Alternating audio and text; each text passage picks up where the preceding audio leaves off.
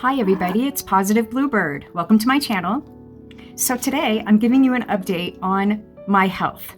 Not only am I in kidney failure and going to dialysis 3 days a week, I have had a heart condition and most likely from birth. I am 52 years old and today is a better day than yesterday, I will tell you that. I am doing my very best to not think about my heart condition, what is called long QT syndrome, because it is always there. I can always feel it, sometimes every hour, sometimes every 5 minutes, sometimes every 30 seconds. And it is predominantly worse during dialysis. I met with the genetics doctor this past Thursday, and she wrote a diagram of my entire family, kind of like a family tree, and wanting to know what I know about every person in my family. There's very little to go on except from what I've learned in 1993 when my father passed away of possibly a heart attack. I will read what my genetics doctor put in my chart. And this isn't the whole entire page. If I was to read the entire page, we will be here for several hours. But I will read something that really does stand out to me. Miss Lackey has a history of long QT syndrome confirmed by EKGs and stress tests, with symptoms including syncope and near syncope episodes. And syncope means fainting or near fainting episodes. These episodes have increased in frequency over recent years, particularly under stress or pain, such as a recent incident involving severe spinal pain. There is a significant family history of cardiac issues, with her father and paternal grandmother both dying of heart attacks and her father having a history of heart medication use. However, after further discussion, these heart attacks were most likely sudden cardiac death. She also reports that she has a history of seizures or syncope as a child. She has end-stage renal disease secondary to Alport syndrome, confirmed by genetic testing. She is currently on dialysis and experiences episodes of hypoglycemia during treatment, managed with glucose administration. Oxygen therapy is used at 5 liters, but she still experiences shortness of breath. Her paternal grandmother had kidney disease, and there is suspicion of Alport syndrome in the family. Her social history reveals strained by family relationships due to past abuse and mental illness within the family. And that's all that I will read on that. So I have been posting that in the last couple of weeks, I've had a total of 3 different appointments. Okay, the first one, sorry, I'm getting this. Oh my God, I'm getting distracted by the squirrel and my dog. Breathe. Don't give me a heart attack, please. Hold on a second. Okay, guys, sorry about that. I was distracted today. So the 3 appointments that I had in the last 2 weeks, the first one was an echo bubble test. Second one was the treadmill test, which was supposed to be a stationary bike. However, the technician said that that was going to be a lot longer and a lot harder. So I got back on the treadmill. This is the second or third time I've done it. So we're going to use those results for the transplant team. If they ask me to do the treadmill, I'll say, hey, let's use this one that I just did. I ended up going to 8 minutes and 9 seconds instead of 10 minutes. I was a few steps away from getting my heart rate to 44, and I got it to 43. But my doctor said that was fine. She did see arrhythmia several times and the long QT syndrome. And the third appointment was with the genetics doctor. I meet with her again in 4 weeks online to discuss the outcome of the swab of the inside of my cheeks. I was told by the genetics doctor from the results that I do have a very, very small leak. And the right side of my heart is just working a little bit harder than the left. And the leak, I believe, is near one of the atrial valves. She's not overly concerned about that at this time. She is more concerned about the electrical components of the heart, which would be the long QT syndrome. Typical numbers for a female should be below 460 for the number. And again, I don't think that is beats per minute. because that's a lot. So I don't know what that number means. But if you get to 500, that is like beyond severe. My numbers are at 498. And yes, I will admit, I'm a little scared and worried at times. And all I can do is just relax, stay busy, keep enjoying life. The weather is very cold across the whole US practically. I'm in Colorado, and now we are in the frigid temperatures. Very mild snow. And that does affect lupus and fibromyalgia and kidney disease and all that fun stuff. But I'm managing. I really am. And I don't want anybody to worry about me. I want to read something that I find mind-boggling.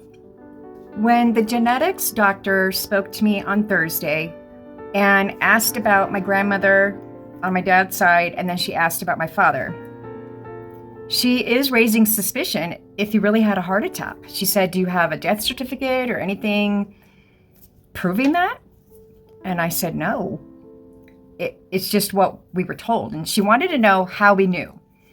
And I told her that when you have a family member that is in law enforcement and they pass away in the line of duty, they will send as many police officers, investigators, CFI, just anybody, human services, and they will send about 1 or 2 people to your home. And that's what happened when my dad died 32 years ago. They came to my apartment. I don't remember if my first ex-husband rode with me that day because it was kind of almost like a blur. But I do remember riding with 2, I'm guessing detectives, because they were wearing suits and ties, and they asked for me to come with them. There's an emergency. And in my mind, I was already guessing my dad. And got to my mother's house. She wasn't there, but my other siblings were. And then I thought, did something happen to both of my parents? So all of a sudden, when I looked out the window, there were countless unmarked police cars, patrol cars, police motorcycles, all pulling up on the lawn. Like, we're talking parking on the lawn and filling up the entire side of our street. And you can imagine, since we were close to all the neighbors over there growing up, they were concerned. They all came out and just stood there. And my dad's partner from a long time ago, named Shauna, went with my mother to the coroner's office to confirm and identify him.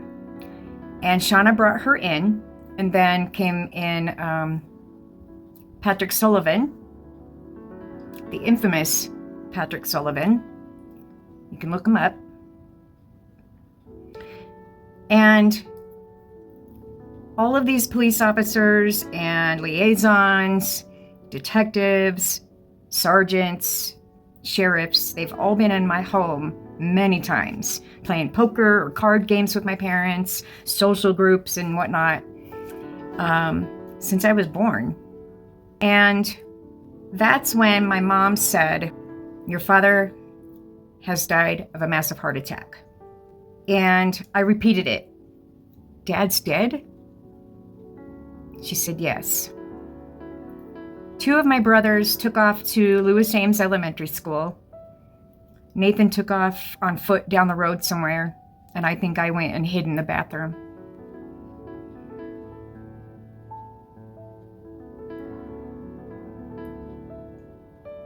I can remember it like it was yesterday. And sometimes I feel a little angry that I, of all people,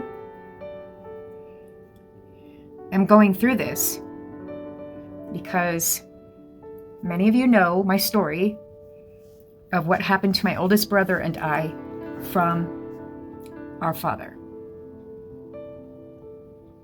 And I don't know if I should be angry that I inherited Alport syndrome and a heart condition. Why me, right? But I try to put that aside and say, modern medicine has come a long way. And I don't think my father took care of himself. I was the one that was primarily making his iced tea before heading downstairs to his bedroom. 4 scoops of Nestea instant iced tea and 4 heapings of sugar. I can still hear the spoon dinging the glass. I want to read something that I found through Google, which is my father's obituary. And nowhere am I saying that my mother is lying, but I think whoever told her how he died either didn't know the facts or didn't want her to know the truth. I am just baffled by what I'm reading. Investigator Roland Lackey suffered a fatal heart attack while investigating a reported abduction of a 5-year-old child. An extensive air and ground search was underway for the child after his friends reported he had been abducted from a playground. Investigator Roland began to feel ill during the search and returned to his office where he collapsed. Remember this sentence. Roland began to feel ill during the search and returned to his office where he collapsed. Shortly after he collapsed, investigators learned that the boy was safe with his father and the other children had made up the abduction. Investigator Lackey was a United States Air Force veteran and had served with the Arapahoe County Sheriff's Office for 13 years. He had previously served with the Commerce City Police Department for 7 years as a reserve officer and with the Denver Police Department for 2 years. He is survived by his wife and 4 children. One of his sons became an officer with the Denver Police Department. That would be my middle brother, Matthew. However, I believe he is now a police sergeant for a different department, and I won't name where at.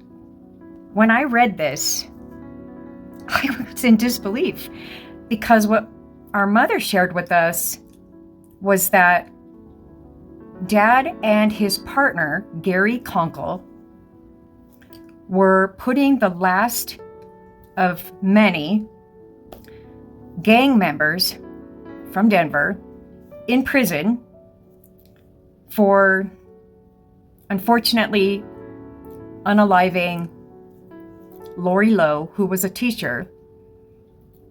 I think elementary school, I'm not sure. But they pew-pewed her in the face, point blank, in her car. Now,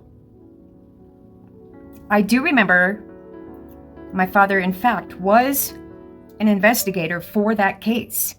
But now I'm reading that it's about a 5-year-old. And first of all, you know us Gen X were absolutely neglected.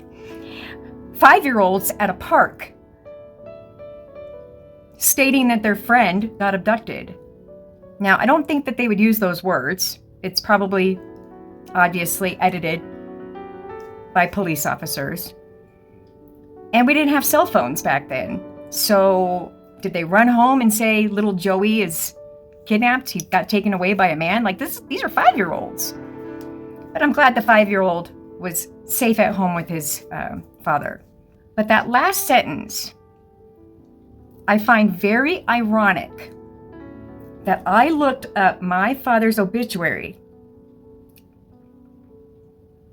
2 hours after my appointment, after the doctor had written in my chart all of this, that she doesn't believe he actually died of a massive heart attack. He suddenly fell ill during the investigation, which means that he went back to the office and collapsed. But from what we heard from our mother is that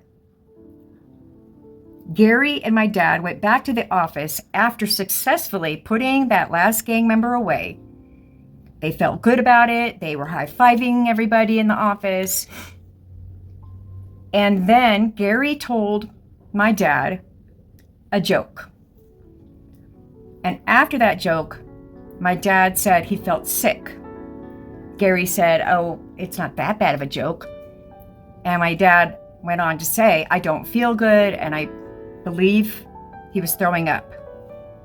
Mind you, this is what's being told to my mom. I'm not blaming her. It's what's being told to her. And then proceeded to collapse and have a heart attack. And that is where Patrick Sullivan started resuscitation. And obviously, he did not make it. So that is why we are now investigating a 32-year-old case, if you will, through my doctor's office. And I will say this to my 3 brothers: my genetics doctor believes that any of you may have this very, very hereditary disease called Alport syndrome. And unfortunately, men diagnosed with Alport syndrome typically do not make it past their 40s. Our father was 46. My middle brother, who is a police officer or sergeant, I believe, is in his mid-40s. And yes, Mom, Nathan did share with me what you didn't want him to share with me of my brother, Matt, experiencing chest pains during his shift or during a chase, I'm not sure, and having to go to the ER. I'm glad he went, but I really hope my brothers are listening, and I really hope that you will get tested. It's non-invasive. I don't know if they do kidney biopsies anymore for diagnosis, but I spit in a kit in 2017, and it was sent off to the lab. Took about 3 or 4 months, and the diagnosis was the original diagnosis from when my son Ryland was born almost 25 years ago. They asked if I had any hearing problems, eyesight problems, and my mother was brought in at that time and making wisecracks, but they didn't stick with that diagnosis. They went with a go-to diagnosis after 4 kidney biopsies, because I guess the prevalence of Alports was probably too soon. But years later, I'm glad that we got tested again, and sure enough, Alport syndrome. And now I'm being told that I would have been born with this because I'm an X gene to my father.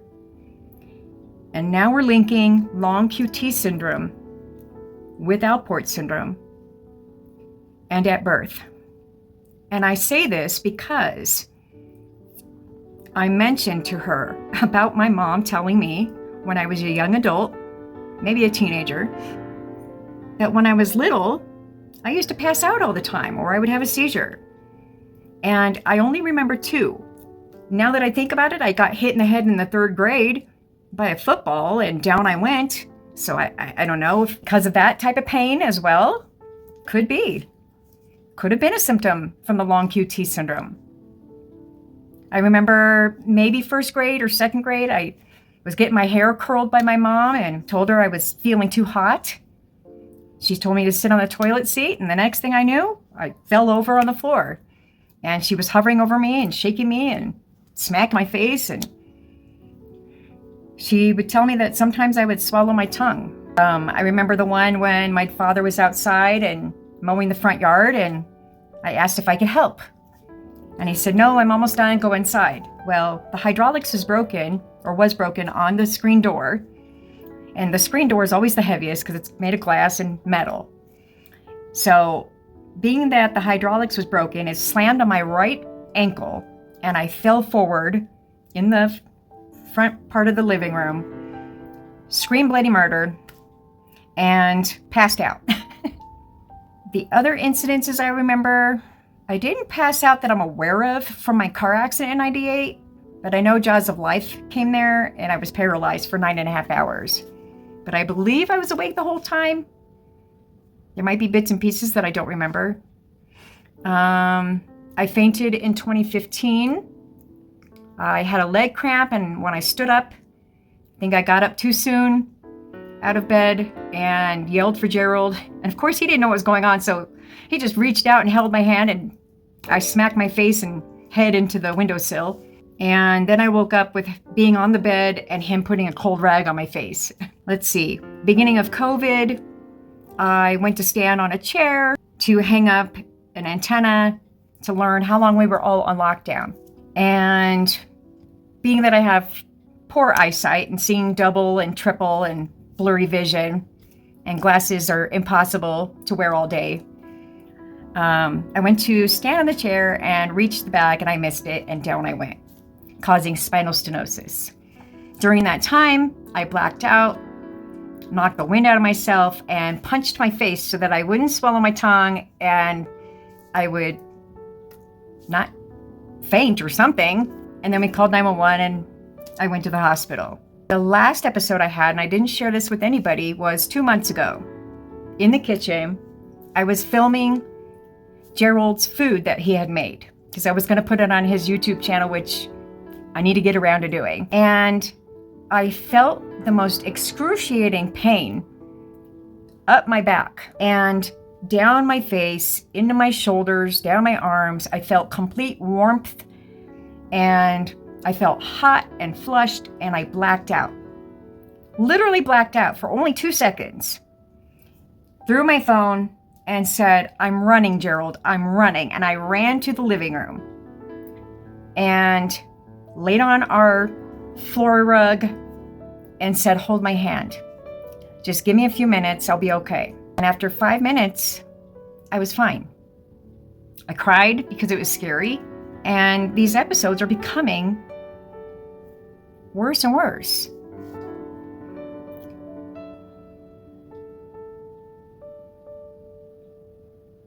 It took me 50 years to get to stage 5. And now I'm 52. And I feel pretty proud that I have made it this far. I can't even believe that I'm still alive from the most dangerous part of the heart, the electrical system. So what she said we're going to possibly do is we might put a pacemaker in, but there's several other devices, so it depends on the one that she feels is best for me. I will let you all know, but it's going to be a while because she did take 2 swabs to the inside of my cheek, here and here, and sent them to the lab because she wants to find out for a fact that this long QT syndrome is coming from my father and his side of the family. And she and I are leaning to yes. I wish the best for my entire Lackey family. And I hope that one day my brothers will come to their senses, unblock me, talk to me, come sit in my beautiful home, and get to know your sister. It isn't about Dad and what happened to Nathan and I.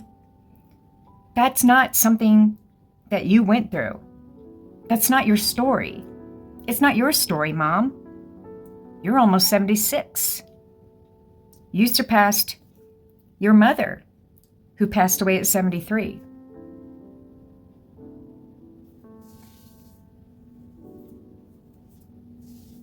I love everybody from an arm's length and distance, but I need to protect my peace. And if you're not about that, then you could stay comfortable where you are. Thank you for listening, everybody. I'm going to be okay. I'm going to be okay. Peace out. Stay positive.